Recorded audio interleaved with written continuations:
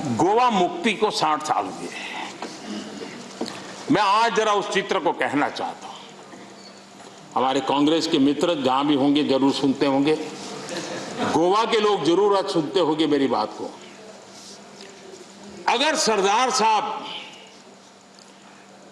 जिस प्रकार से सरदार पटेल ने हैदराबाद के लिए रणनीति बनाई, इनिशिएटिव लिए, जिस प्रकार से सरदार पटेल ने जूनागढ़ के लिए रणनीति बनाई, कदम उठाए, अगर सरदार साहब की प्रेरणा लेकर के गोवा के लिए भी वैसी ही रणनीति बनाई होती तो गोवा को हिंदुस्तान आजाद होने के 15 साल तक गुलामी में नहीं रहना पड़ा होता।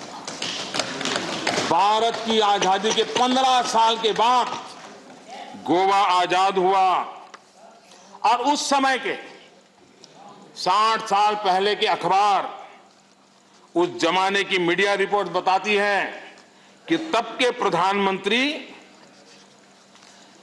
अंतर्राष्ट्रीय छवि का क्या होगा, यह उनकी सबसे बड़ी चिंता का विषय था। पंडित नेहरू को दुनिया में मेरी छवि बिगड़ जाएगी तो, और इसलिए उनको लगता था कि गोवा की औपनिवेशिक सरकार पर आक्रमण करने से उनकी जो एक ग्लोबल लीडर की शांति प्रिय नेता की छवि है वो चकनाचूर हो जाएगी। गोवा को जो होता है होने दो, गोवा को जो झेलना पड़े झेलने दो, मेरी छवि को कोई नुकसान ना हो। और इसलिए जब वहां सत्याग्रहों पर गोलियां चल रही थी, विदेशी सल्तनत गोलियां चला रही थी, हिंदुस्तान का हिस्सा, हिंदुस्तान के ही मेरे भाई बहन, उन पर गोलियां चल रही थी, और तब हमारे देश के प्रधानमंत्री ने कहा था कि मैं सेना नहीं दूंगा, मैं सेना नहीं भेजूंगा। सत्याग्रहियों की मदद करने से उन्होंने इनकार कर दिया था। यह गोवा के साथ कांग्रेस ने किया हुआ जुल्म है और गोवा को 15 साल ज्यादा गुलामी के जंजीरों में जकड़ के रखा गया और गोवा के अनेक वीर पुत्रों को बलिदान देना पड़ा, लाठी गोलियों से जिंदगी को बसर करनी पड़ी। ये हाल पैदा किए थे। नेहरू जी ने 15 अगस्त 1955 को पंडित नेहरू ने लाल किले से जो कहा था, मैं जरा कोट करना चाहता हूं। अच्छा होता कांग्रेस के मित्र यहां होते तो नेहरू जी का नाम सुनकर के कम से कम उनका दिन बहुत अच्छा जाता, और इसलिए उनकी प्यास बुझाने के लिए मैं बार बार नेहरू जी को भी याद करता हूं। आजकल नेहरू जी ने कहा था, लाल किले से कहा था, मैं उनको कोट करता हूं, कोई धोखे में ना रहे, भाषा देखिए, कोई धोखे में ना रहे कि हम वहां फौजी कार्रवाई करेंगे। कोई फौज गोवा के आसपास नहीं है। अंदर के लोग चाहते हैं कि कोई शोर मचाकर ऐसे हालात पैदा करे कि हम मजबूर हो जाएं फौज भेजने के लिए।